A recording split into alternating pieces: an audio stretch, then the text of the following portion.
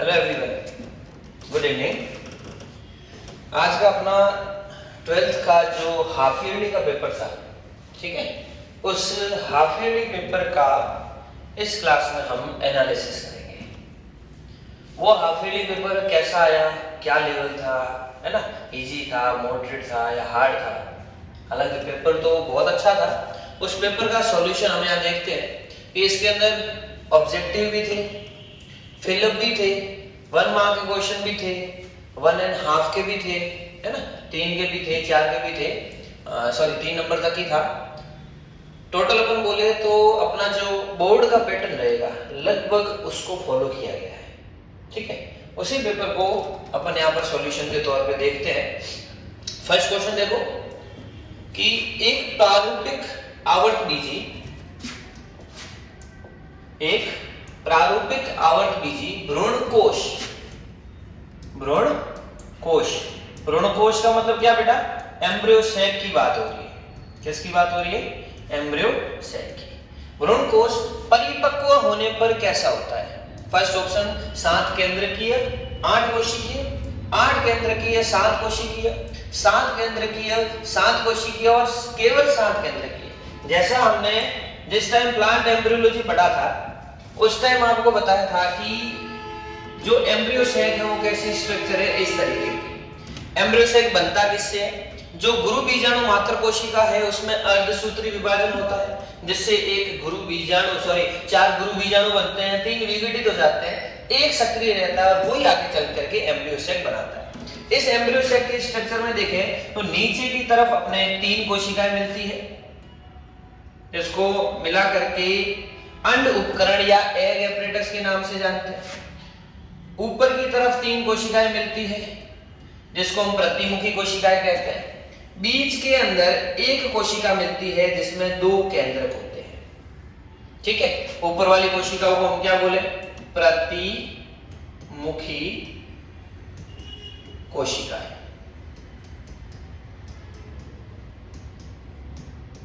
नीचे वाली जो 2 साइड की है इनको हम बोलते हैं सहायक कोशिका। क्या बोलते हैं बच्चा? सहायक कोशिका। और बीच वाला जो है इसको हम 2n केंद्रक बोलते हैं, द्वितीयक केंद्रक बोलते हैं, द्वितीयक ध्रुवीय कोशिका के नाम से जानते हैं। तो काउंट करो बेटा, केंद्र कितने? 1 2 3 4 5 6 7 और 8। तो हम बोलेंगे अपने पास में जो केंद्रक है, जो न्यूक्लियस है, वो तो कितने हैं? 8। और सेल को काउंट करो 1 2 3 4 5 6 और 7। तो अपना जो ये एम्ब्रियो सैक हो जाएगा वो कैसा होगा? 8 न्यूक्लिएट एंड 7 सेल्यूलर। कोई दिक्कत? आगे चले। सेकंड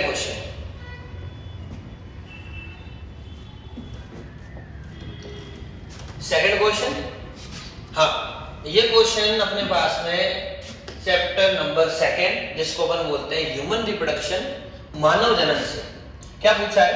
पुंजन या एंड्रोजन नामक वर्षण हार्मोन संश्लेषित व स्त्रावित करते हैं। एंड्रोजन की बात हो रही है, तो पहले सीधे अपन बात करें हैं किससे बनता है, किसमें बनता है? टेस्टिस में। हम बात करेंगे यहां पर सेमिनिफेरस ट्यूब्यूल की। आपको जिस टाइम ह्यूमन रिप्रोडक्शन बताया था उस टाइम बोला था सेमिनिफेरस ट्यूब्यूल, इसको हम शुक्र जनक नलिकाएं बोलते हैं, वो टेस्टिस के अंदर पाई जाती है। सेमिनिफेरस ट्यूब्यूल की स्ट्रक्चर देखें बेटा, नीचे इसका बेस, यहां पर सबसे पहले कुछ जुड़ी हुई कोशिकाएं पाई जाती हैं, जिन कोशिकाओं को हम क्या बोलते हैं? स्पर्मेटोगोनिया। और इन्हीं सेल को हम मेल जर्म सेल्स कहते हैं। इनमें आगे चल करके ये स्पर्मेटोगोनिया क्या बनाते हैं? द्वितीयक प्राथमिक स्पर्मेटोसाइट, इससे ऊपर द्वितीयक स्पर्मेटोसाइट, और इसके अलावा इनमें कुछ कोशिकाएं पाई जाती है बीच में ऐसे। इन कोशिकाओं को हम बोलते हैं सर्टोली कोशिका। क्या बोलते हैं बेटा? Sertoli cells. इन सर्टोली सेल्स के अंदर जो अपना स्पर्म है वो ऐसे हेड को, अपने सिर को एम्बेडेड करते रहता है। ये कौन है? ये है स्पर्मेटिड।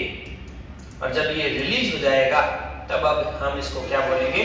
स्पर्म बोलेंगे या स्पर्मेटोजोआ बोलेंगे। क्लियर? ये जो सेमिनिफेरस ट्यूब्यूल है, इसके बाहर की तरफ जो स्पेस पाया जाता है उसे हम बोलते हैं इंटरस्टिशियल स्पेस या अंतरालीय अवकाश। उस अंतरालीय अवकाश में कुछ सेल्स पाई जाती है जिसको हम बोलते हैं अंतराली कोशिका। अंतराली कोशिका, या जिन्हें हम बोलते हैं इंटरस्टिशियल सेल या लीडिंग सेल। वो लीडिंग सेल क्या करती है? अपने पास में जो एंड्रोजन है, जो पुंजन हार्मोन है, उस एंड्रोजन का सीक्रेशन करती है। तो आंसर क्या है? देखो, फर्स्ट है सर्टोली सेल। सर्टोली सेल तो क्या करेगी? जो स्पर्मेटिड है उसको न्यूट्रिशन प्रोवाइड करने का काम करेगी। अंतराली सेल, या जिसको हम बोलते हैं बेटा लीडिंग सेल या इंटरस्टिशियल सेल, लीडिंग सेल या इंटरस्टिशियल सेल, यही क्या करती है? एंड्रोजन का फॉर्मेशन करती है, उसका सीक्रेशन करती है। नर्व सेल, जिसको हम स्पर्मेटोगोनिया बोलते हैं, जनन उपकला स्तर, बाहर की जो एपिथेलियम है वो। तो अपना आंसर क्या हो जाएगा बेटा? अंतराली सेल्स हो जाएगा। नेक्स्ट क्वेश्चन, थर्ड क्वेश्चन, निम्न में से कौन सा यौन संचारित रोग का उदाहरण नहीं है? हाँ बेटा, निम्न में से कौन सा यौन संचारित रोग का उदाहरण नहीं है? पहली बात करें सुजाक, मानव स्वास्थ्य वाले चैप्टर में पढ़ा था हमने, जननिक स्वास्थ्य में, जो थर्ड चैप्टर था जननिक स्वास्थ्य। सुजाक गोनोरिया किसके द्वारा होता है? निसेरियाई, एक सेकंड बेटा, निसेरिया गोनोरियाई।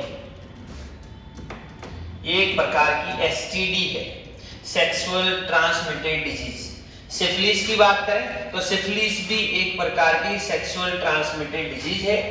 टाइफाइड की बात करें तो ये टाइफाइड जो साल्मोनेला टाइफी से होता है, साल्मोनेला टाइफी से, ये एसटीडी नहीं है। क्लेमीडियता, क्लेमाइडियसिस, ये भी एक प्रकार की क्या है? ये भी एक प्रकार की एसटीडी है, सेक्सुअल ट्रांसमिटेड डिजीज है। तो अपना आंसर क्या है कि टाइफाइड जो है वो सेक्सुअल ट्रांसमिटेड डिजीज या यौन संचारित रोग नहीं है। फर्स्ट है सुजाक, निसेरिया गोनोरियाई। सिफिलिस की बात करें तो ट्राइकोडर्मा, और टाइफाइड की बात करें साल्मोनेला टाइफी। क्लेमीडियता या क्लेमीडियसिस की बात करें, ये भी क्या है? एक प्रकार की एसटीडी है। नेक्स्ट क्वेश्चन, वंशागति का गुणसूत्रीय सिद्धांत किसके द्वारा प्रतिपादित किया गया? तो इसमें सोचने का कोई जरूरत भी नहीं है, अपने सामने सीधा आंसर है सट्टन और बॉवेरी। ठीक है, ह्यूगो डी व्रीज और कॉल कोरेंस की बात करें, इसके साथ में एक और साइंटिस्ट को जोड़ते हैं, Hugo de Vries, call coherence, और एक था एरिक वॉन शेरमक। एरिक वॉन शेरमक, इन्हें तो कहा जाता है क्या? इन्हें मेंडल के नियमों के पुनर्खोजकर्ता कहा जाता है, क्योंकि इन्होंने 1900 के अंदर क्या किया था? मेंडल के नियमों की पुनर्खोज की थी। ठीक है, बेटसन और पुन्नेट की बात करें, जिन्होंने पुन्नेट वर्ग दिया था, पुन्नेट स्क्वायर दिया था, फ्रांसिस क्रिक, वॉटसन और क्रिक को आप याद रखते हो, डीएनए का द्विगुणित मॉडल। सट्टन और बॉवेरी थे, उन्होंने वंशागति का गुणसूत्रीय सिद्धांत बताया था, और उन्होंने ये बताया कि जो पहले मेंडल ने कारक बोले, जॉनसन ने जीन बोले, वही चीज ही क्रोमोसोम होती है, वही गुणसूत्र होते हैं। और उन्होंने गुणसूत्र की प्रकृति बताई और बोला कि गुणसूत्र ही एक ऐसा पदार्थ है जो आनुवंशिक सूचनाओं का ट्रांसफर करता है। ओके, नेक्स्ट, जैव नियंत्रक कारक के रूप में किस कवक का उपयोग किया जाता है? हाँ बेटा, पहली बात करें कवक की बात करें तो पेनिसिलियम नोटेटम, कवक की बात करें तो ट्राइकोडर्मा। अपना नोस्टॉक और लैक्टोबैसिलस वैसे ही हट जाते हैं, क्योंकि नोस्टॉक और लैक्टोबैसिलस बैक्टीरिया है, कवक की कैटेगरी में नहीं आते। फिर बात करें पेनिसिलियम नोटेटम, आपको चैप्टर पढ़ाया था माइक्रोब्स इन ह्यूमन वेलफेयर, वहां बताया था पेनिसिलियम नोटेटम औद्योगिक रूप से काम आते हैं, इनसे एंटीबायोटिक बनती है, एंटीबायोटिक। कौन सी? पेनिसिलिन। साइंटिस्ट थे अलेक्जेंडर फ्लेमिंग। उन अलेक्जेंडर फ्लेमिंग क्या कर रहे थे? स्ट्रेप्टोकोकस बैक्टीरिया के ऊपर काम कर रहे थे और उन्होंने देखा कि जो स्ट्रेप्टोकोकस बैक्टीरिया थे उनके कल्चर में कुछ और जीव जो थे वो ग्रोथ कर गए और जब देखा तो उनमें क्या मिले? पेनिसिलियम नोटेटम थी जो कुछ सूक्ष्म जीवों की वृद्धि को रोक रही थी। तो पेनिसिलियम नोटेटम कौन सी एंटीबायोटिक बनाते हैं? पेनिसिलिन। बट अपना क्वेश्चन क्या है? जैव नियंत्रक कारक के रूप में बायो कंट्रोल। तो ट्राइकोडर्मा को हम इसलिए भी याद रखते हैं क्योंकि इनसे बनता है साइक्लोस्पोरिन ए। ठीक है, इसी चैप्टर में हमने रसायन वाले टॉपिक में देखा था। लैक्टोबैसिलस की बात करें तो जो दूध को दही में बदलने वाला बैक्टीरिया लैक्टोबैसिलस एसिडोफिलस जो था वो दूध को दही में बदल जाता। नॉस्टो की बात करें तो ये जैव नियंत्रक कारक के रूप में काम नहीं आता, ये जैव नियंत्रक की जगह जैव उर्वरक के रूप में काम में आता है। नॉस्टो हो गया, एनाबिना हो गया। ठीक है, तो अपना आंसर क्या हो जाएगा बेटा? ट्राइकोडर्मा। नेक्स्ट बात करते हैं। यस, हाथी पांव। पता नहीं ये अपने राजस्थान बोर्ड का फेवरेट क्वेश्चन है तो भी नहीं पता, क्योंकि जो पिछली बार अपने बोर्ड का एग्जाम हुआ था वहां पर भी दिया था, है ना। लगभग मोस्ट ऑफ ये क्वेश्चन पूछा जाता है, कॉम्पिटिटिव एग्जाम में भी आता है। हाथी पांव जिसको बोलते हैं फाइलेरियसिस रोग के रोग कारक का नाम। ठीक है, फाइलेरियसिस एक अपने पास में फाइलम है जिसका नाम है निमेटोहेल्मिन्थेस। एक है देखो जैसे प्रोटोजोआ, पोरीफेरा, सिलेंड्रेटा, टिनोफोरा, उसके बाद में प्लेटीहेल्मिन्थेस, फिर एस्केहेल्मिन्थेस जिसको हम निमेटोहेल्मिन्थेस भी बोलते हैं। निमेटोहेल्मिन्थेस राउंडवॉर्म कहते हैं जिसका एक मेंबर है जिसका नाम है वुचरेरिया बैंक्रोफ्टाई। और ये वुचरेरिया बैंक्रोफ्टाई ही क्या करता है? हाथी पांव के लिए रिस्पॉन्सिबल है। इसमें जो लसीका ग्रंथियां होती है वो सूज जाती है, पांव जो है वो जननांगों समेत सूज जाता है। एस्केहेल्मिन्थेस का member, and amoeba histolytica. Ascaris जो बेटा है वो कौन सा रोग करेगा? एस्केरिस जो है वो रोग करता है एस्केरिएसिस।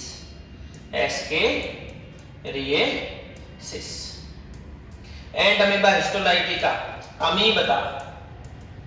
ठीक है, और मादा एनाफिलीज मच्छर क्या है? मलेरिया। मलेरिया का क्या है? वाहक है। मलेरिया का क्या है? वाहक है, वेक्टर है। मलेरिया रोग किससे होता है? प्लाज्मोडियम से। और वो प्लाज्मोडियम के दो वाहक है, एक तो मानव और दूसरा कौन है? मादा एनाफिलीज मच्छर। तो अपना आंसर क्या है? वुचरेरिया बैंक्रोफ्टाई। आगे चले। ओके, सर्वप्रथम खोजा गया प्रतिबंधन एंडोन्यूक्लियेज एंजाइम कौन सा है? यस, जिस टाइम हमने बायोटेक चैप्टर स्टार्ट किया था उस टाइम स्टार्ट में बताया था। कौन? 3 साइंटिस्ट थे, स्मिथ, विल्कॉक्स एंड केली। इन्होंने सबसे पहले हिंड सेकेंड जो रेस्ट्रिक्शन एंजाइम है उसको डिस्कवर किया था। किससे किया था? हीमोफिलस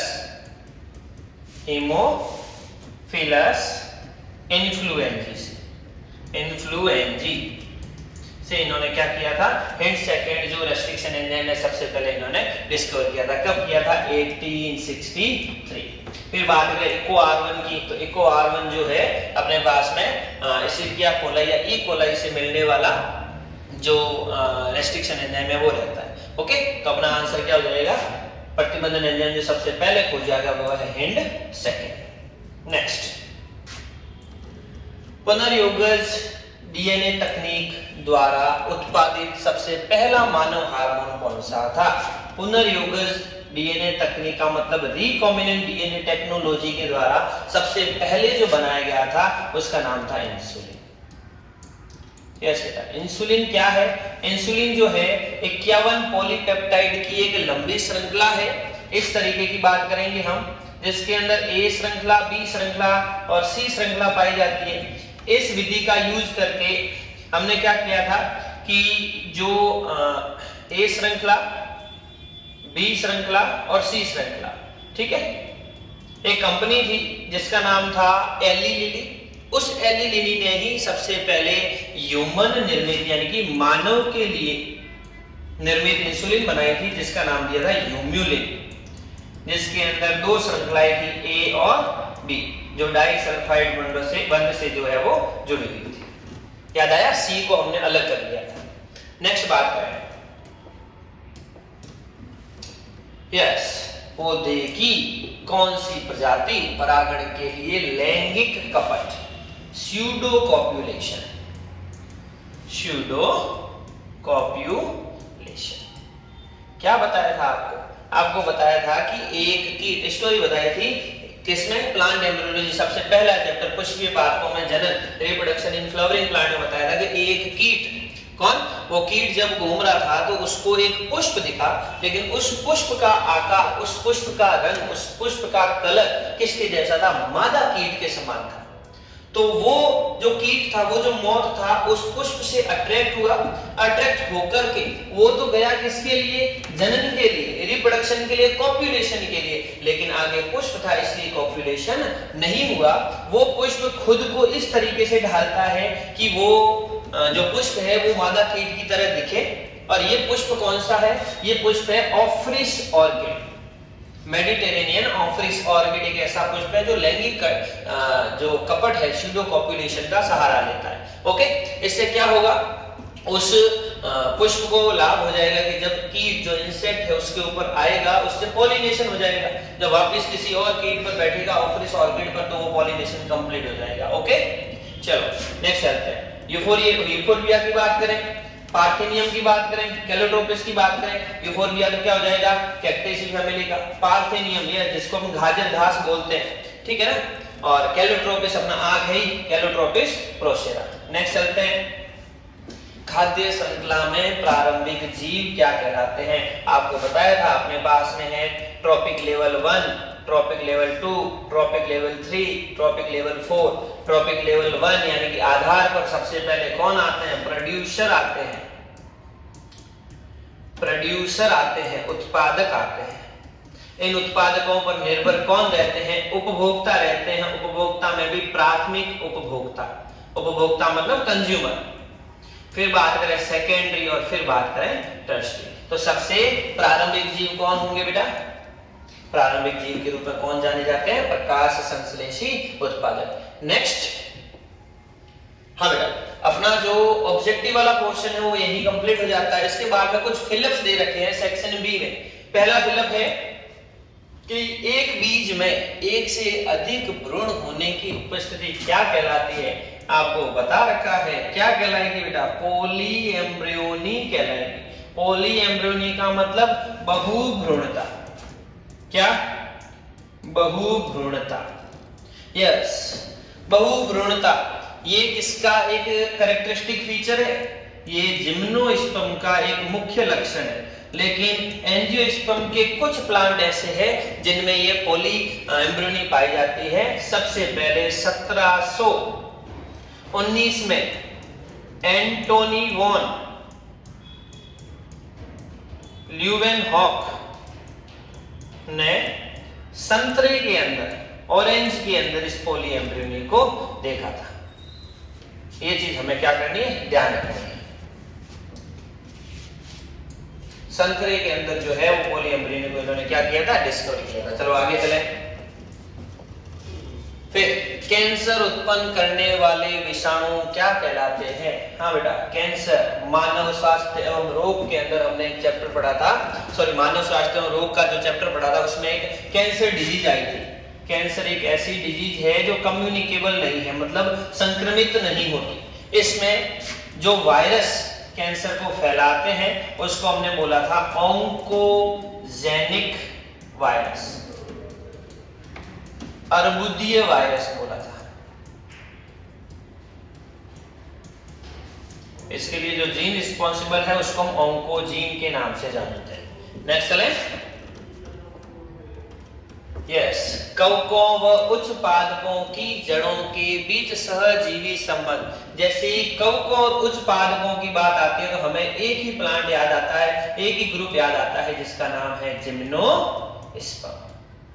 और जिम्नोस्पर्म के लिए हम यहाँ पर एक मैडम को ले आए थे, उस मैडम का क्या नाम था? सपना। और उन सपना जी को हमने क्या बनाया था? पीएम बनाया था अपनी कल्पनाओं के अंदर। सपना मतलब एस से याद रखा था हमने साइकस, याद है? पी से याद रखा था उसकी प्रवाल जड़ें, प्रवाल रूट्स। एन से याद रखा था उस नोस्टॉक, और ए से याद रखा था एनाबीना। यस, यानी कि साइकस की प्रवाल जड़ों में कौन पाया जाता है? नोस्टॉक और एनाबीना पाया जाता है। और पीएम से हम क्या ध्यान रखेंगे? पी से ध्यान रखेंगे पाइनस, और पाइनस की जड़ों में कौन पाया जाता है? माइकोराइजा पाया जाता है, माइकोराइजा, जिसको हम कवक मूल भी कहते हैं। तो इस चीज से अपने पास में दोनों टॉपिक क्लियर हो जाते हैं, साइकस भी कवर हो जाता है और पाइनस भी कवर हो जाता है। तो क्वेश्चन क्या है? कवकों व उच्च पादपों की जड़ों के बीच में किस प्रकार का संबंध होगा? कवक मूल होगा, या जिसको अपन माइकोराइजा के नाम से जानते हैं। ओके, आगे चलें। यस, बायोटेक के एप्लीकेशन से क्वेश्चन आया है, यदि कोई प्रोटीन कूट लेखन जीन किसी विषम जात प्रपोसी में एक्सप्रेस होता है तो उसे हमने सिंपल टर्म में क्या बोला था? रिकॉम्बिनेंट प्रोटीन, पुनर्योगज प्रोटीन। सोचने का भी नहीं, सीधा का सीधा सवाल है, पुनर्योगज प्रोटीन बोला था। ओके, चलो। उत्परिवर्तनों का जन्म अनेक प्रकार के रासायनिक और भौतिक कारकों द्वारा होता है और इन्हें कहा जाता है उत्परिवर्तन, जिसको हम बोलते हैं म्यूटेशन। और जो म्यूटेशन करने वाले कारक है इनको बोला जाता है म्यूटाजन, जिनको हम उत्परिवर्तन जन कहते हैं। उत्परिवर्तन जन, उत्परिवर्तन जन में आपको क्या चीजें बताई थी? 3 चीजें बताई थी। एक तो बताया था भौतिक, एक बताया था रासायनिक, और एक बताया था जैविक। भौतिक में आपको क्या बोला था? भौतिक के अंदर एक चीज बताई थी कि कश्मीर के जो भी लोग हैं वो एक उपकरण का सहारा लेते हैं जिसको हम कांगरी कहते हैं, और उससे कैंसर होता है, उत्परिवर्तन जीन चेंज हो जाते हैं। रासायनिक के अंदर बहुत सारी रेज थी, गामा रे, अल्फा रे, ठीक है ना, एक्स रे, उनका काम लिया था। और जैविक के अंदर बहुत सारे रोग आते ही है, अपने आप उत्परिवर्तन होता है। और उत्परिवर्तन का टॉपिक हमने जो जेनेटिक्स थी और मोल बायो के अंदर भी डिस्कस अच्छे से किया था। आगे चलें। जीवों की संख्या को निरूपित करने वाला पिरामिड वृक्ष पारितंत्र के लिए होता है। यस, अगर पिरामिड की बात करें तो सबसे पहले एल्टन नामक एक वैज्ञानिक था जिसने इन पिरामिडों की अवधारणा को दिया था, इसलिए हमने उन पिरामिड्स को एल्टोनियन पिरामिड्स भी बोला था। क्या बात कर रहे हैं? वृक्ष की, और आधार में हमेशा उत्पादक होते हैं। बात कर लेते हैं सबसे बड़ा वृक्ष, ठीक है। वृक्ष के ऊपर, एक मिनट बेटा, सबसे बड़ा वृक्ष और वृक्ष की संख्या का पिरामिड पूछा है बेटा। देखो, जीवों की संख्या और वृक्ष का नंबर कितना होता है? 1। ये वृक्ष, वृक्ष के ऊपर बैठने वाले पक्षी वृक्ष की तुलना में ज्यादा, और उस पक्षियों के ऊपर बैठने वाले कीट उनसे भी ज्यादा। तो अपना आंसर क्या हो जाएगा कि वृक्ष का जो जीवों का संख्या का पिरामिड होता है वो हमेशा कैसा होता है? उल्टा होता है या इन्वर्टेड होता है। ओके, चलो आगे और बात करेंगे। आगे एक और क्वेश्चन है जिसमें जो जैव भार है और ऊर्जा है उनके पिरामिड की भी बात की गई है। यस, पारिस्थितिकी तंत्र में शब्दावली में हरे बातों को क्या बोलते हैं? क्या बोलते हैं बेटा? प्रोड्यूसर बोलते हैं। बहुत सिंपल क्वेश्चन है, ठीक है। इन छोटे छोटे क्वेश्चनों में सोचने की भी जरूरत नहीं है। आगे चलते हैं। Next, fill up. चलो, फिलअप अपने पास में आप पूरे हो जाते हैं। फिर एक पंक्ति में उत्तर देने के लिए कुछ क्वेश्चन पूछे थे। सबसे पहला अच्छा क्वेश्चन है, पूछा है कि कोलेस्ट्रम, कोलेस्ट्रम या जिसको हम खीस कहते हैं वो क्या है? आपको ह्यूमन रिप्रोडक्शन के अंदर बताया था कि जिस टाइम जो वुमन है उसकी डिलीवरी हो जाती है, डिलीवरी के बाद में जो माता प्रथम बार यानी कि प्रथम दूध का जो स्त्रावण करती है प्रथम मिल्क का सिक्रेशन करती है, उस मिल्क को ही क्या कहा जाता है? कोलेस्ट्रम कहा जाता है, जो वाइट येलोइश होता है, जो गाढ़ा होता है, और उसे ही हम क्या बोलते हैं बेटा? कोलेस्ट्रम बोलते हैं या खीस कहते हैं। चलो नेक्स्ट, यस, सहलग्नता को परिभाषित करो। वापस हम आते हैं जेनेटिक्स के अंदर, ठीक है। उससे पहले बात करें कि सहलग्नता शब्द किसने दिया था? मॉर्गन ने दिया था। मॉर्गन ने सहलग्नता शब्द या लिंकेज टर्म दी थी एच मॉर्गन, है ना। Thomas H Morgan, Thomas Hunt Morgan, इसी मॉर्गन ने क्या किया था? ड्रोसोफिला मेलेनोगैस्टर के ऊपर प्रयोग किए थे। और सहलग्नता को परिभाषित कैसे किया था? हम बात करते हैं कि ये क्रोमोसोम है, इस क्रोमोसोम के ऊपर, एक ही क्रोमोसोम के ऊपर जो जीन पाए जाते हैं, अगर उनके अंदर एसोसिएशन हो जाता है, एसोसिएशन, संयोजन, तो उसे हम क्या बोलते हैं बेटा? लिंकेज कहते हैं, सहलग्नता कहते हैं। इस लिंकेज को हमने दो भागों में बांटा था। एक तो बोला था कंप्लीट यानी पूर्ण लिंकेज, और दूसरा बोला था इनकम्प्लीट। इनकम्प्लीट यानी कि अपूर्ण लिंकेज, ठीक है। चलो, समजात अंग किसे कहते हैं? यहां पर उद्विकास इवोल्यूशन वाले चैप्टर में चलें तो दो ऑर्गन पढ़े थे, एक तो होमोलोगस ऑर्गन और एक एनालोगस ऑर्गन। नाम से पता चल रहा है, होमो यानी एक जैसे, क्या बोला था? जो उत्पत्ति, उद्भव में तो समान होते हैं, यानी कि उनका ओरिजिन जो है बेटा वो एक जैसा हो, लेकिन फंक्शनली कैसे हो? फंक्शनली वो डिफरेंट हो, फंक्शनली डिफरेंट। इसको तो हमने बोला था समझाता। और एनालोगस उल्टा हो जाएगा, जो फंक्शनली तो सेम रहते हैं, फंक्शनली सिमिलर, लेकिन जो ओरिजिन मतलब उत्पत्ति जो है वो उनकी क्या होती है बेटा? भिन्न भिन्न होती है। ठीक समझ में आई? उदाहरण के तौर पे देखें तो बोगेनविलिया है ना, उनके कांटे कह सकते हैं, और अपने पास में बबूल है, उनके कांटे कह सकते हैं। फिर बात करते हैं जो मैमल्स है, स्तनधारी है, उन स्तनधारियों के जो फोर लिम्स रहते हैं, फोर लिम्ब का मतलब अग्रपाद, फोर लिम्ब, उत्पत्ति सबकी सेम होती है लेकिन कार्य सबका अलग अलग होता है, ठीक है। नेक्स्ट चलते हैं समझातन के बाद में बीओडी। वापस चलते हैं अपन माइक्रोब्स इन ह्यूमन वेलफेयर वाले चैप्टर में। बीओडी, बीओडी क्या है बेटा?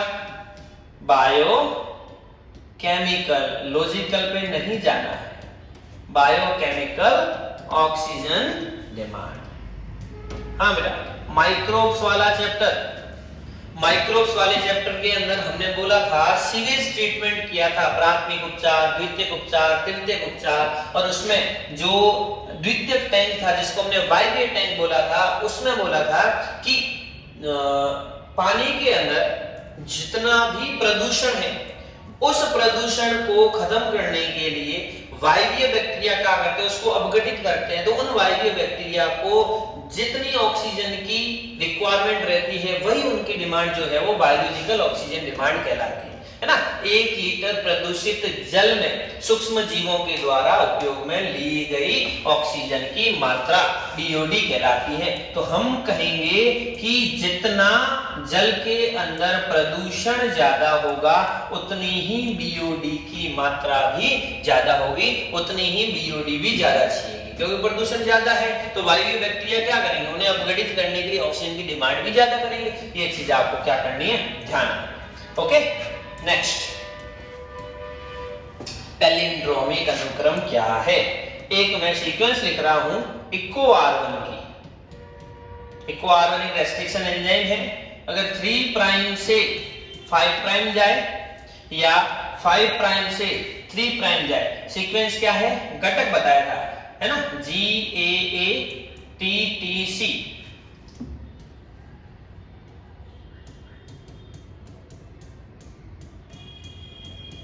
यस, उल्टा सीधा एक समान। अगर 3 प्राइम से 5 प्राइम पढ़े तो भी वही सीक्वेंस रहती है, और इधर 5 प्राइम से 3 प्राइम पढ़े तो भी, सॉरी, इधर 3 प्राइम से 5 प्राइम पढ़े तो भी वही सीक्वेंस, और इधर से भी 3 प्राइम से 5 प्राइम पढ़े तो भी सीक्वेंस सेम है, अलग नहीं है। इस प्रकार के अनुक्रम को पैलिंड्रोम सीक्वेंस के नाम से जाना जाता है या पैलिंड्रोम अनुक्रम के नाम से जाना जाता है। अब इक्को R1 की बात की तो ये भी बता देते हैं कि इक्को R1 किस किस के बीच में कट लगाता है। इक्को R1 जो है G और A, ग्वानिन और एडेनिन के बीच में कट लगाता है। आगे चलो, बाह्य स्थानीय संरक्षण क्या है। लास्ट चैप्टर जैव विविधता और उसका संरक्षण, उसमें हमने देखा था कि जैव विविधता को संरक्षित करने के लिए दो मेथड है। एक तो बताया था हमने स्वस्थानीय और एक बताया था हमने बाह्य स्थानीय।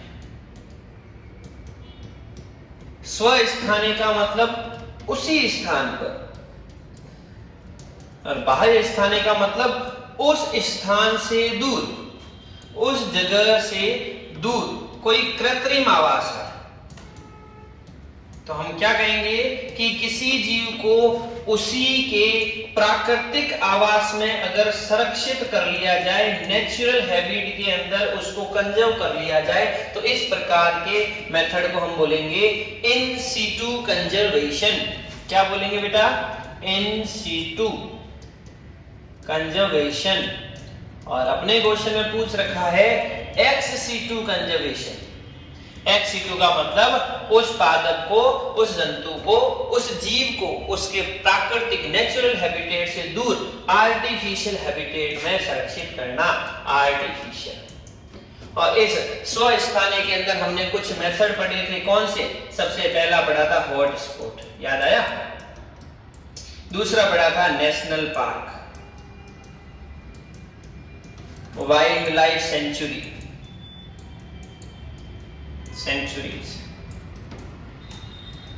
फिर वाइल्ड लाइफ सेंचुरी के बाद में बायोस्फीयर रिजर्व।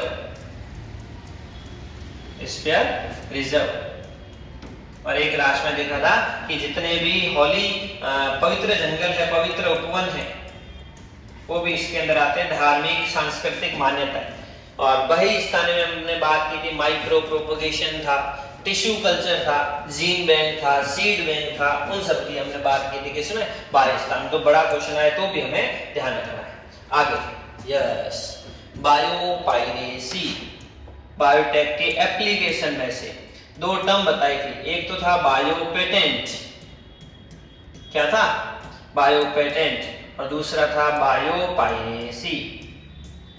बायोपेटेंट का मतलब जब कोई व्यक्ति किसी उत्पाद का या किसी प्रोडक्ट का निर्माण करता है तो इंडियन गवर्नमेंट या हम बोले गवर्नमेंट क्या करती है कि उस प्रोडक्ट की आधिकारिकता उस व्यक्ति को दे देती है कि ये प्रोडक्ट आपने बनाया है, हम आपको इसका सर्टिफिकेट देते हैं। लेकिन कुछ व्यक्ति, कुछ संस्थाएं क्या करती है, उस प्रोडक्ट का बिना भुगतान किए, बिना पैसा दिए उस प्रोडक्ट को यूज करती है। और इस चोरी करने को, बिना भुगतान किए उस वस्तु का उपयोग करने को ही हम क्या बोलते हैं? बायोपायरेसी बोलते हैं। तो क्या बोलेंगे? बिना अनुमोदित भुगतान के बड़े संस्थानों के द्वारा किसी वस्तु का उपयोग करना बायोपायरेसी कहलाता है। और इसकी कंट्रोलिंग के लिए एक संस्था बनाई गई है जिसका नाम है GEAC। अपने लास्ट बोर्ड के एग्जाम में पूछ भी रखा है, क्या बोलेंगे?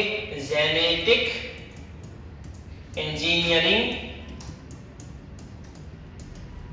Approval committee.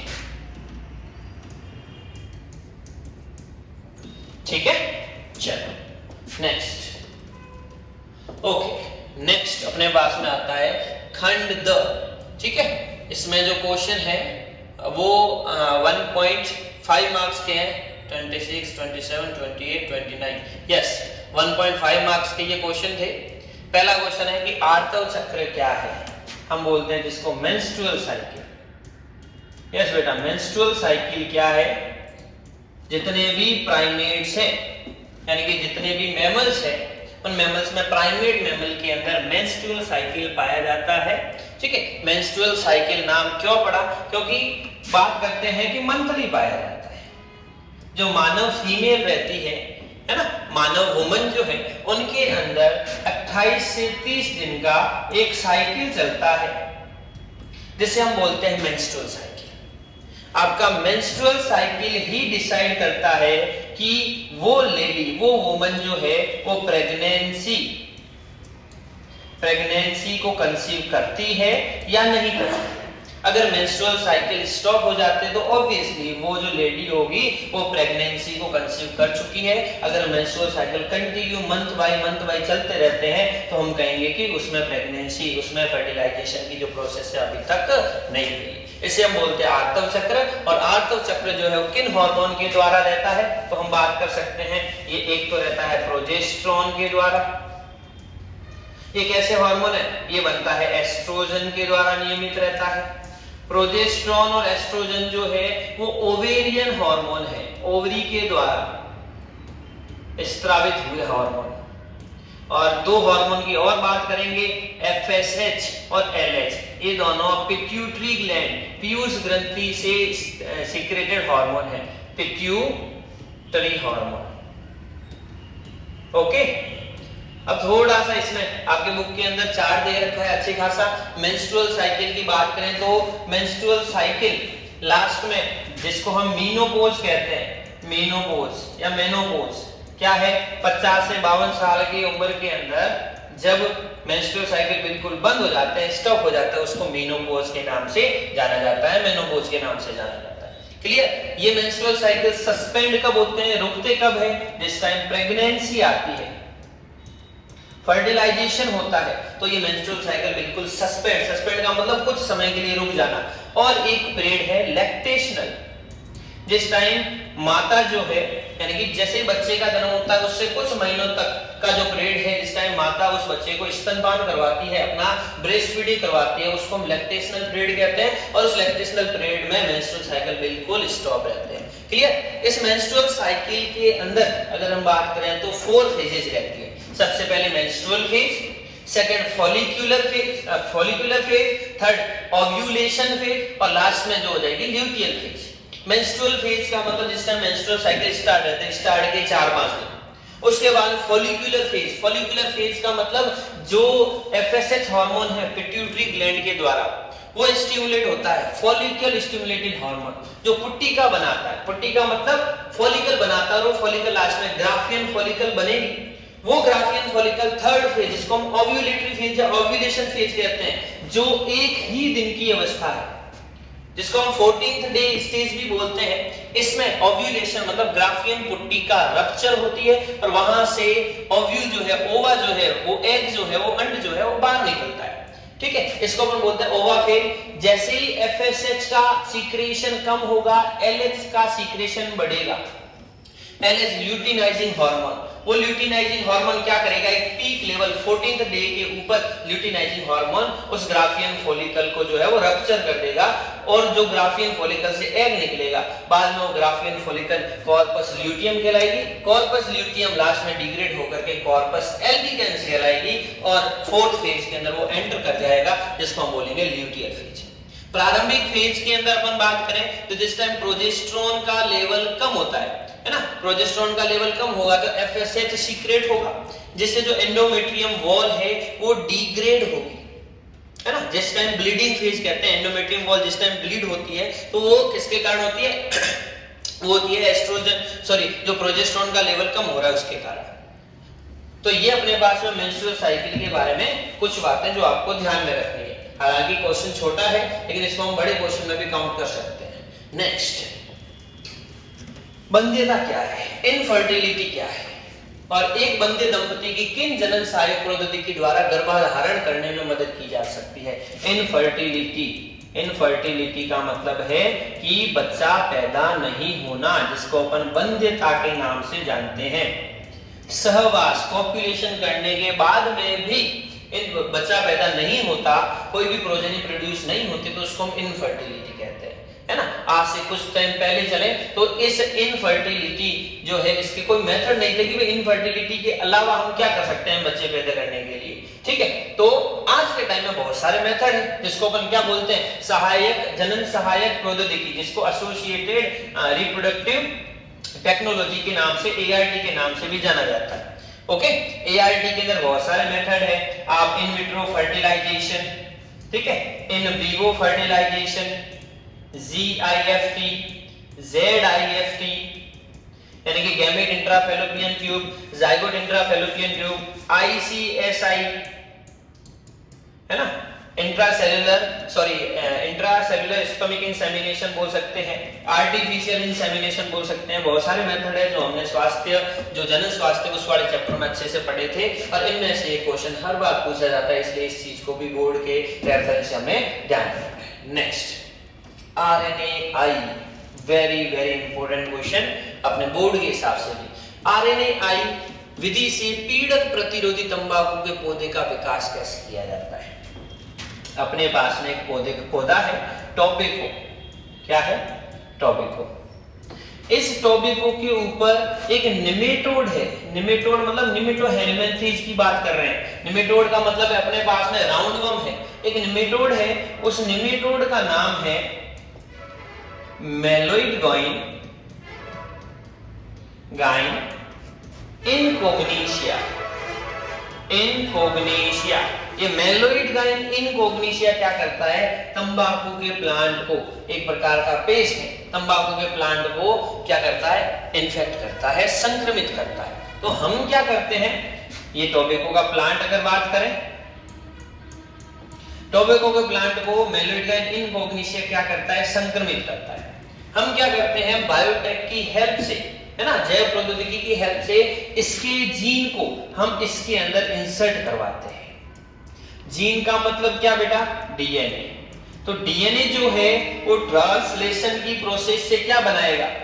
ट्रांसक्रिप्शन की प्रोसेस से क्या बनाएगा? ट्रांसक्रिप्शन की प्रोसेस से वो बनाएगा आरएनए। डीएस डीएनए है तो बनाएगा भी क्या? डीएस आरएनए बनाएगा। क्लियर? तो हमने इसके जीन को क्या किया?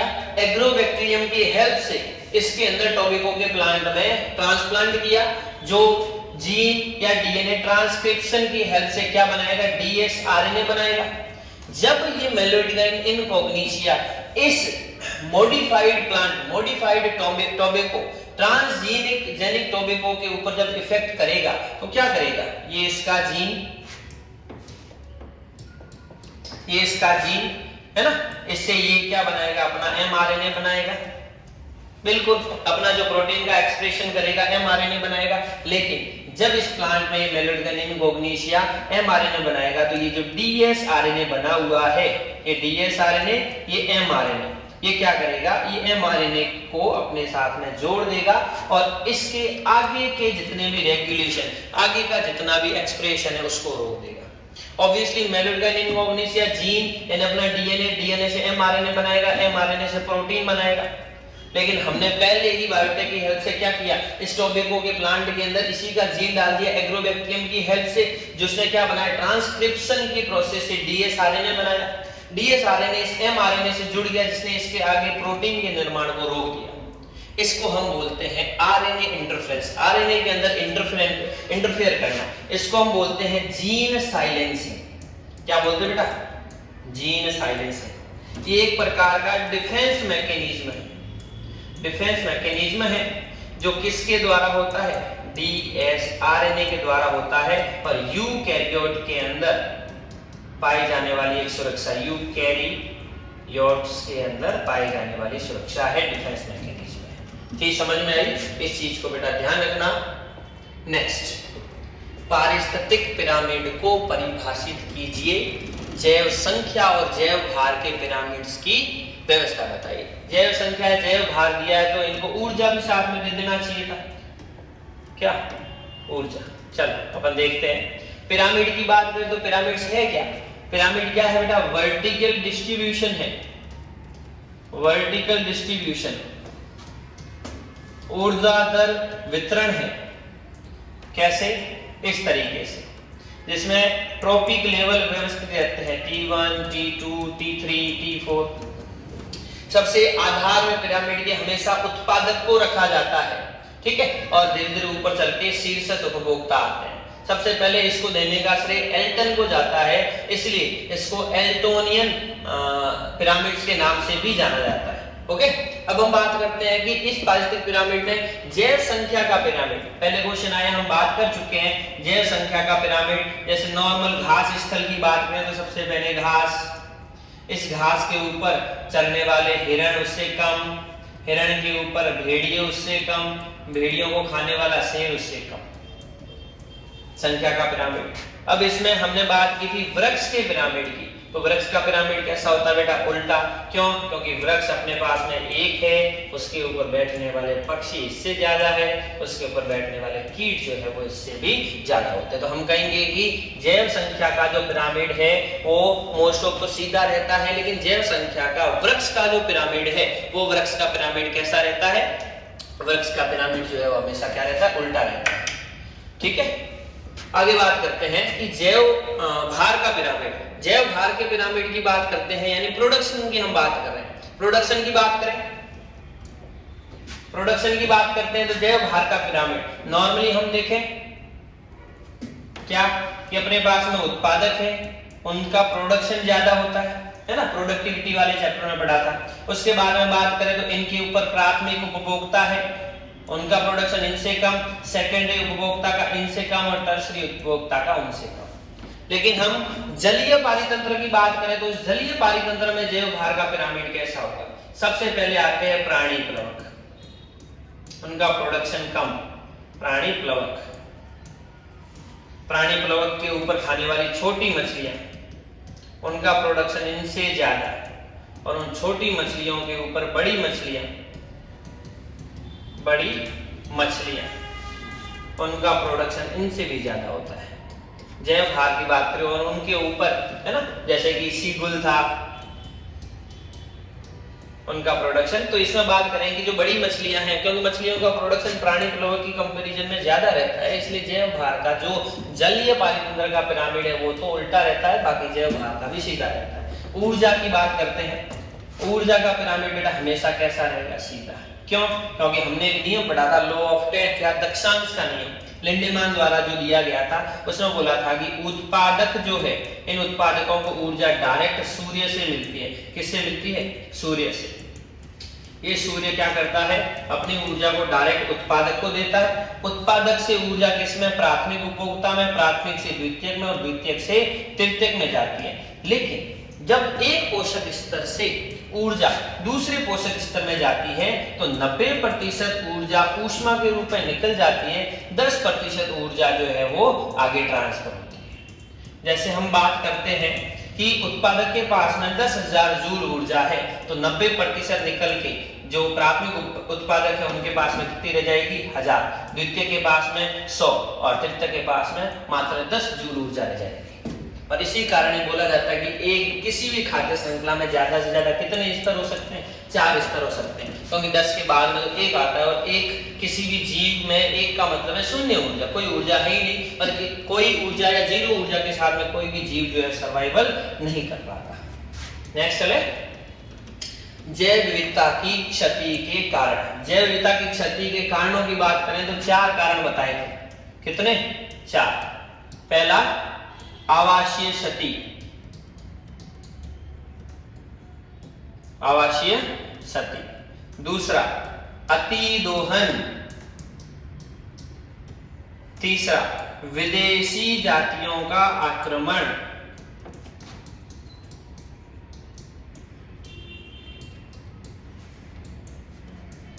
और चौथा सहविलुप्तता। एविल क्वाड्रेट बोलते हैं चारों को। क्या बोला था? Evil quadrat. क्वाड्रेट का मतलब 4। याद आया? आवासीय क्षति और विखंडन सबसे मुख्य कारण माना जाता है। ठीक है, लोग जो है अपने रोटी कपड़ा और मकान 3 मुख्य आवश्यकताओं को पूरा करने के लिए जो जंगल है उनको काट रहे हैं। जैसे हम बात करें अमेजन फॉरेस्ट्री है ना, जो इस पृथ्वी के ऊपर 20% प्रकाश संश्लेषण द्वारा ऑक्सीजन को निर्मित करता है। ठीक है, आवासीय क्षति मतलब जो अमेजन फॉरेस्ट है उसको भी सोयाबीन की खेती के लिए, चारागाह बनाने के लिए काटा जा रहा है, तो वहां रहने वाले जो जीव जंतु वो कहां जाएंगे? वो सिटी की तरफ मूव करेंगे, है ना। तो एक जैव विविधता की क्षति इस तरीके से भी होती है कि आवासीय क्षति और उनके विखंडन से। अतिदोहन मतलब अंधाधुंध कटाई, जैसे कि बात करें मेडिसिन की, तो मेडिसिन भी मोस्ट ऑफ हर्ब्स प्लांट के ऊपर ही निर्भर है, हम भी खाने के लिए प्लांट पर निर्भर है। तो इन प्लांट का अति दोहन हो रहा है, डिफोरेस्टेशन हो रहा है, जिससे जैव विविधता में क्षति हो रही है। तीसरा, विदेशी जातियों का आक्रमण, मतलब एलियन स्पीसीज या फॉरेन स्पीसीज जो रहती है उनका अटैक, ये मोस्ट है, इसको ध्यान रखना बेटा कि सेपरेटली पूछ ले, विदेशी जातियों के आक्रमण में जो स्पीसीज है उनका वर्णन करो। जैसे कि इस विदेशी जातियों में बात करें, आपने नाम सुना होगा नाइल पर्च, एक मछली है ना, जिसने विक्टोरिया झील की पूरे पाली तंत्र को खत्म कर दिया था, नाइल पर्च। क्लेरियस गैरीबाइनस, बात कर सकते हैं पार्थेनियम घास, ठीक है। तो ये कुछ स्पीसीज हैं जो विदेशी जातियों के रूप में काम में आती है। फिर बात करें सहविलुप्तता, सहविलुप्तता का मतलब हम बात करेंगे यहाँ पर म्यूचुअलिज्म की। म्यूचुअलिज्म मतलब दो जातियां एक दूसरे पर निर्भर है, एक दूसरे को बेनिफिट पहुंचा रही है। जैसे कि हम यहाँ बात करते हैं लाइकेन की, दो चीजों से मिलकर बना है, कवक और शैवाल। अगर शैवाल नहीं होगा तो कवक भी जिंदा नहीं रह सकता, और अगर कवक नहीं होगा तो शैवाल भी जिंदा नहीं रहेगा। जैसे हम बात करते हैं अंजीर की, अंजीर के ऊपर हाइपेंथोडियम जो पुष्पक्रम है, उसमें पुष्पों का जो परागण है वो किन्हीं कीटों के द्वारा होता है, ठीक है। जैसे हम बात करते हैं कौन सा, युक्का और प्रोन्यूबा युक्कासेला, ये इसमें मोस्ट पूछा जाता है। युक्का एक फ्लावर, सॉरी एक प्लांट है, एक फ्लावर है, और प्रोन्यूबा युक्कासेला, युक्कासेला। प्रोन्यूबा युक्कासेला क्या है, एक प्रकार का इंसेक्ट है, ये दोनों एक दूसरे से बेनिफिटेड रहते हैं। अगर ये नष्ट हो जाए तो इसमें ये जो है जिंदा नहीं रहेगा, और ये नष्ट हो जाए तो इनमें भी पॉलिनेशन नहीं होगा। ये चीज आपको ध्यान रखनी है।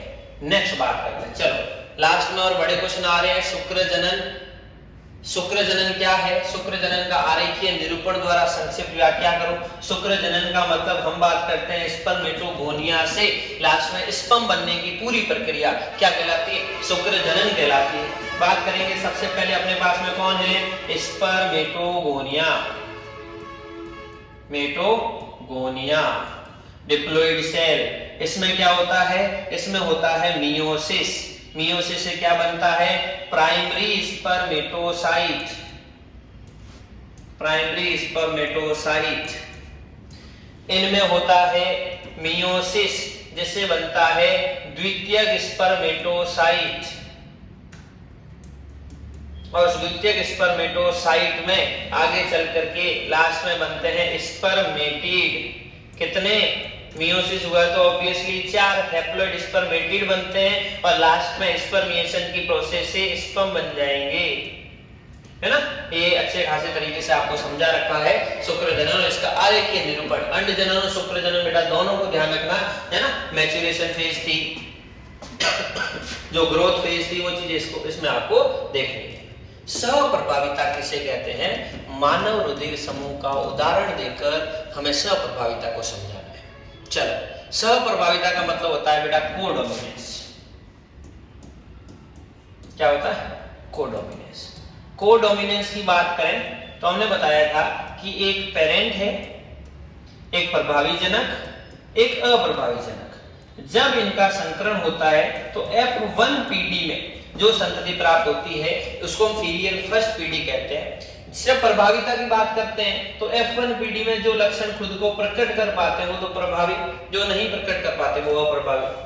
अपूर्ण प्रभाविता में बात किया था कि न तो ये लक्षण पैदा करता है न ही ये लक्षण पैदा करता है, कोई और ही चीज आती है, जिसको हमने बोला था इनकम्प्लीट डोमिनेंस मिराबिलिस जलापा। अब बात करते हैं कि अगर हम लाल पुष्प, चलो टीटी की जगह मैं आर ले लूं, लाल पुष्प और इधर स्मॉल आर यानी सफेद पुष्प, इन दोनों का क्रॉस कराऊं तो मेरे को गुलाबी पुष्प प्राप्त होते हैं, कैपिटल स्मॉल आर। यानी कि सिर्फ लाल, न तो लाल प्राप्त हुए न तो सफेद प्राप्त हुआ, दोनों का मिक्सचर गुलाबी पुष्प प्राप्त हुए, ठीक है। जैसे कि बात कर सकते हैं इसमें कि लाल और सफेद, रेड और व्हाइट, इनका क्रॉस कराया तो गुलाबी प्राप्त हुई। गुलाबी का मतलब दोनों ने साथ में मिलकर के क्या किया, अपना प्रभाव दर्शाया, जिससे एक नई पीढ़ी बनी। इसी को मैं ब्लड ग्रुप AB के हिसाब से भी समझा सकता हूं। ब्लड ग्रुप AB का जीनोटाइप क्या रहता है, IAIB, ये एक मेल, ये एक फीमेल।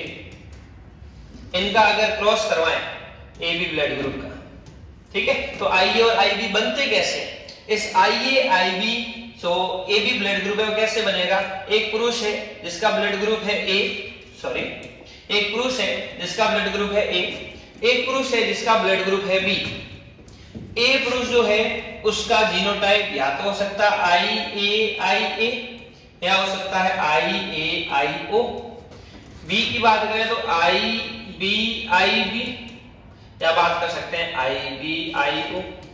तो अगर इस IA को लें और इधर IB को लें तो ये जिस टाइम मिलेंगे उस टाइम अपने पास में संतति के रूप में IA-IB आता है, जो किस ब्लड ग्रुप को रिप्रेजेंट करता है? AB ब्लड ग्रुप को रिप्रेजेंट करता है। तो हम बात करेंगे कि पूरे रुधिर समूह की बात करें तो वो तो दर्शाता है मल्टीपल एलील को, मल्टीपल एलील का मतलब क्या है? बहु युग्म विकल्पिता, यानी कि ब्लड ग्रुप जो है आई जीन है उसके पास में एक है IA, एक है IB और एक है IO। पूरे ब्लड ग्रुप की बात करेंगे तो मल्टीपल एलील्स में आ जाएगा। सिर्फ AB ब्लड ग्रुप की बात करेंगे तो अपने पास में सहप्रभाविता जो है हम इस चीज को समझा सकते हैं। ठीक है, नेक्स्ट, डीएनए के द्विकुंडलित मॉडल की 4 विशेषताएं।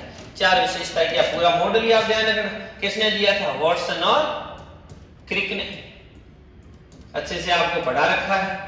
डीएनए का द्विकुंडलित मॉडल है, ठीक है। द्विकुंडलित मॉडल मतलब दो डीएनए की स्ट्रैंड रहती है जो राइट हैंडेड है ना, राइट हैंडेड पोजीशन पर एक ही अक्ष के ऊपर घूमती रहती है।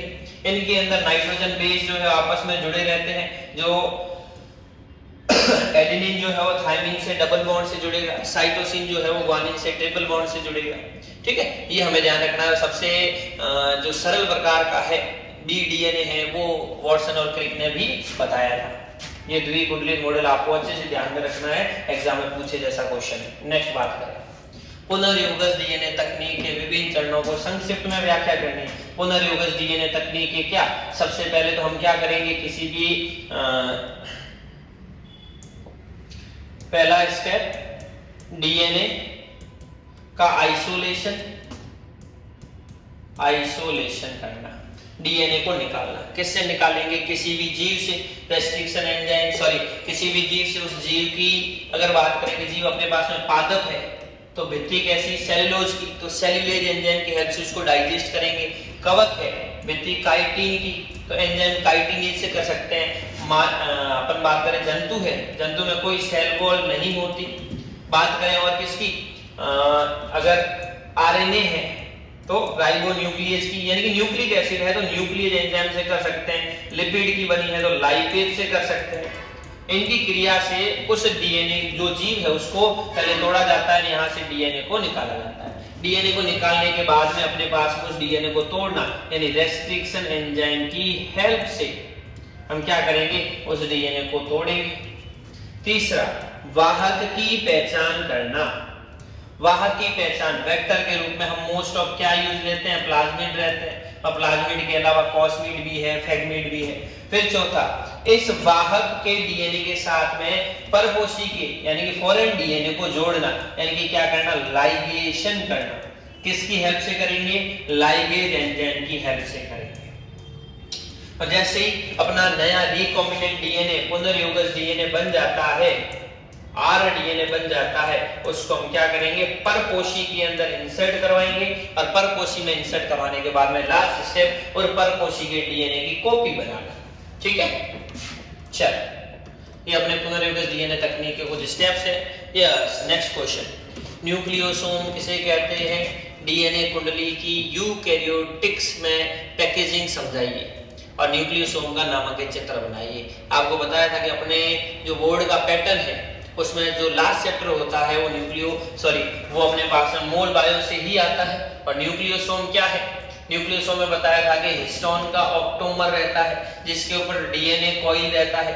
हिस्टोन जो पॉजिटिव चार्ज रहता है और डीएनए नेगेटिव चार्ज रहता है, जिससे ये दोनों आपस में बाउंड रहते हैं। ठीक है, कौन से और उसके ऊपर जो H1 हिस्टोन प्रोटीन था वो अलग से जुड़ा रहता है। इस स्ट्रक्चर को आपको ध्यान रखना है न्यूक्लियोसोम को, और यूकैरियोटिक के अंदर उसकी जो डीएनए पैकेजिंग है उसको अच्छे से समझाना है। या फिर बात करें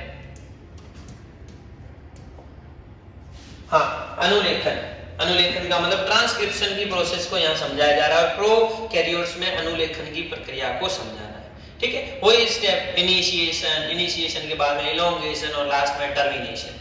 इनिशिएशन, एलोंगेशन और टर्मिनेशन अनुलेखन की प्रक्रिया में आपको बताया था किस टाइम सबसे पहले जो अपने पास में डीएनए हेलिक्स है। अनुलेखन का मतलब क्या? अनुलेखन का मतलब है कि जो डीएनए से एमआरएनए बनने की प्रोसेस है वो। तो इसको समझने से पहले आपको सेंट्रल डोग्मा समझना जरूरी है। सेंट्रल डोग्मा क्या है? क्रिक के द्वारा बताया गया एक ऐसा सिद्धांत जिसमें बताया गया कि डीएनए से क्या बनता है? एमआरएनए, और एमआरएनए से क्या बनता है? प्रोटीन। इन्होंने एक टर्म और बताई थी कि जिस टाइम एमआरएनए से वापस प्रोटीन बनाया जाता है तो उसको रिवर्स ट्रांसक्रिप्शन के नाम से भी जाना जाता है। तो डीएनए से एमआरएनए बनने की पूरी प्रक्रिया जो है उसको हम अनुलेखन या ट्रांसक्रिप्शन के नाम से जानते हैं, और एमआरएनए से जो प्रोटीन बनता है उसको हम ट्रांसलेशन के नाम से जानते हैं। ठीक है, और अनुलेखन के अंदर अपने पास में 3 स्टेप में करना है, इनिशिएशन करना है, एलोंगेशन करना है और टर्मिनेशन की प्रोसेस को करना है। ठीक, यूकैरियोट्स और प्रोकैरियोट्स दोनों ने अलग अलग हिसाब से समझा रखा है, अच्छे से आपको ध्यान देना है। आगे प्रतिरक्षा किसे कहते हैं? सहज और उपार्जित प्रतिरक्षा में अंतर लिखिए। एक प्रारूपिक प्रतिरक्षी की संरचना बनाओ, या फिर अथवा में है एड्स के रोगजनक का पूरा नाम, इसका संक्रमण मनुष्य में कैसे होता है, और मलेरिया परजीवी के जीवन चक्र को समझाना है। प्रतिरक्षा किसे कहते हैं बेटा? अपने मानव स्वास्थ्य और रोग का तीसरा टॉपिक है। प्रतिरक्षा मतलब मानव शरीर की ऐसी क्षमता जिससे वो बाहर से आने वाले रोगों से अपने शरीर की सुरक्षा कर सके, उसको हम बोलते हैं प्रतिरक्षा। इम्यूनिटी कहते हैं, इम्यून सिस्टम कहते हैं। 2 प्रकार की होती है इम्यूनिटी, आपको बताई थी बेटा कितने टाइप की? 2 टाइप की। एक तो थी इनेट और एक थी एक्वायर्ड। यानी एक तो थी जन्मजात जिसको अपन सहज बोलते हो, एक थी उपार्जित। इनेट में हमने बोला था कि जो जन्म से हमें प्राप्त होती है ना, उसमें कुछ अवरोध बताए थे, कुछ रोध बताए थे। उन अवरोधों में बताया था शारीरिक अवरोध था, कार्यकीय अवरोध था, ठीक है, साइटोकाइन था, उस चीज को हमने देखा था। और उपार्जित की बात करें तो उपार्जित के अंदर हमने 2 चीजें ली।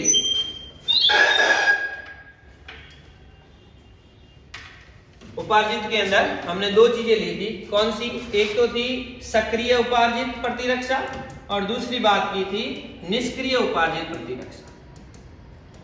सक्रिय उपार्जित प्रतिरक्षा में हमने क्या बोला था कि जिस समय प्रतिजन के प्रति कोई अभिक्रिया की जाती है, प्रतिजन अपने शरीर में प्राकृतिक रूप से एंटर करे या कृत्रिम रूप से उसको एंटर कराया जाए तो वो सक्रिय कहलाएगी। अगर प्रतिरक्षी की बात करें तो अगर प्राकृतिक रूप से प्रतिरक्षी अपने बॉडी में बन रही है या कृत्रिम रूप से उस प्रतिरक्षी को अपने बॉडी में एंटर कराया जा रहा है तो उसको हम क्या बोलते हैं? निष्क्रिय प्रकार की प्रतिरक्षा, है ना। प्रतिजन के अंदर प्राकृतिक और कृत्रिम। प्राकृतिक का मतलब क्या? अपने आप कोई भी रोग का संक्रमण होना, तो जो इसके विरुद्ध अपने बॉडी में एंटीबॉडी बनती है तो उसको हम बोलते हैं सक्रिय प्रकार की। और प्रतिजन के अंदर, सक्रिय के अंदर कृत्रिम का मतलब होता है, हम बात कर रहे हैं वैक्सीनेशन की। किसकी बात कर रहे हैं बेटा? वैक्सीनेशन की, वैक्सीन लगाना। जैसे कि हमने बात की थी कि कोरोना रोग आया, तो कोरोना रोग के लिए सरकार के द्वारा पहले एक वैक्सीन बनाई गई 3 महीने के लिए। तो वो वैक्सीन क्या थी? हमने प्रतिजन को मार के, किल करके अपनी बॉडी में प्रवेश कराया। तो अपनी बॉडी में स्मृति कोशिकाएं, मेमोरी सेल है, वो 2 प्रकार की अनुक्रिया करती है। एक होती है प्राथमिक अनुक्रिया, एक होती है द्वितीयक अनुक्रिया।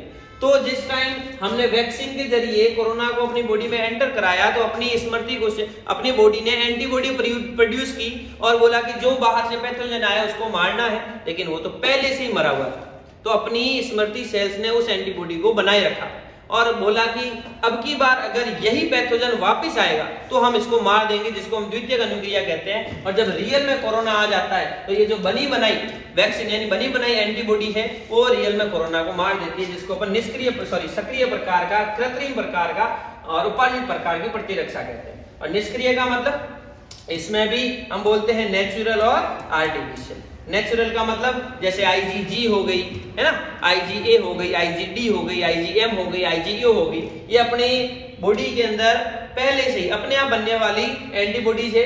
आर्टिफिशियल का मतलब एक एग्जांपल मैं लेता हूं जिसका नाम है एंटीवेनम।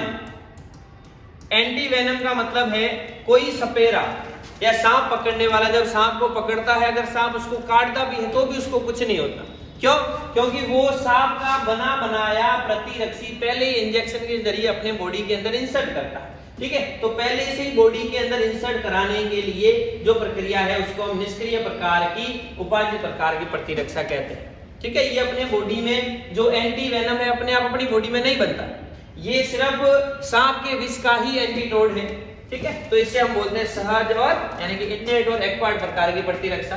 तीसरी बात करें तो प्रारूपिक प्रतिरक्षा या एंटीबॉडी की संरचना आपको बताई थी कि वाई शेप में रहती है। वाई शेप मतलब दो हल्की श्रृंखलाएं रहती है और दो भारी श्रृंखलाएं रहती है और दोनों आपस में डाइसल्फाइड बॉन्ड से जुड़ी रहती है, ये आपको ध्यान में रखना। एड्स का रोगजनक HIV ह्यूमन इम्यूनो वायरस मानव में संक्रमण कैसे करता है? सबसे पहले ये अपने T लिम्फोसाइट सेल्स के ऊपर अटैक करेगा, है ना, और धीरे धीरे अपने इम्यून सिस्टम को कमजोर करेगा। पूरा अच्छी तरीके से आपको बता रखा है, ध्यान में रखना। मलेरिया परजीवी के जीवन चक्र को समझाना है। हाँ बेटा, वेरी वेरी इंपॉर्टेंट, ये चीज आपको ध्यान देनी है।